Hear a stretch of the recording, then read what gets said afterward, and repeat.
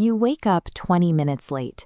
You skip breakfast, speed through traffic, and by the time you're spilling your coffee on your desk, you are already trying to juggle 3 different tasks at once.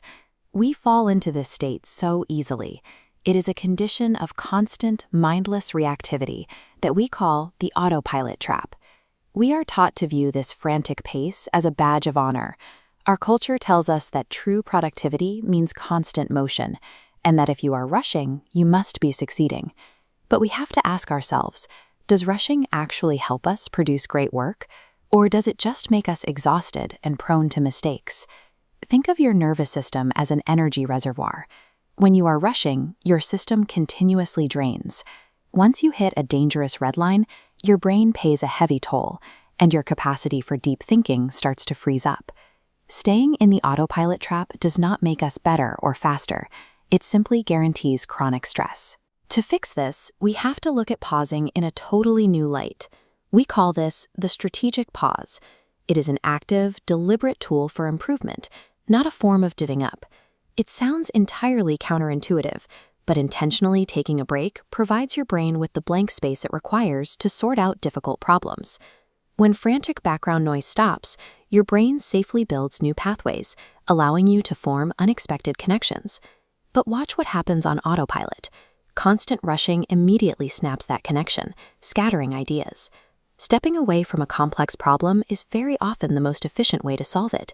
Doing less actually helps you accomplish more. Pausing also changes how we navigate our relationships. Think about how you feel when you open your inbox and find a frustrating, critical email from a coworker. If you are stuck on autopilot, your standard reaction is to immediately fire back an angry, defensive response to protect yourself. Between the trigger and your reaction, taking a deep breath expands a critical buffer known as the gap. Inside this space, a flash of empathy allows you to bypass a defensive reaction and choose a totally different route.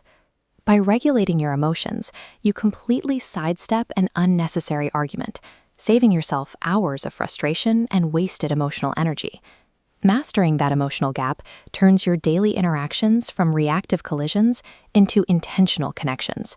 You do not need to overhaul your entire lifestyle to build this habit. You can start today with very small, intentional shifts in your routine.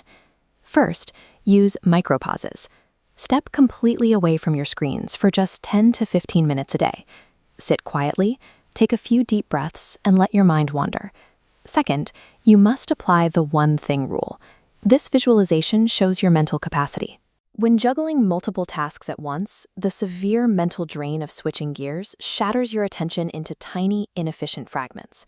Focusing on just one thing coalesces your attention back into a solid, efficient block.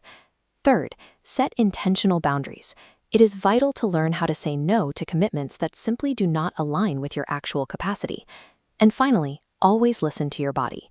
If you notice early warning signs of exhaustion, like irritability or a lack of sleep, treat them as hard data. These 4 tools are your brakes. They allow you to safely slow your momentum before you hit a wall of burnout. It is easy to feel guilty about hitting the brakes, but pacing yourself is never a sign of laziness, and it certainly isn't quitting the race. The ultimate goal of the strategic pause is finding a rhythm that honors your natural energy levels, allowing you to sustain your effort. Avoiding chronic fatigue does not happen by accident. It requires you to make a proactive, strategic choice to protect your well-being. Taking that time to step back gives you the clarity and energy you need to show up for your life with your full attention.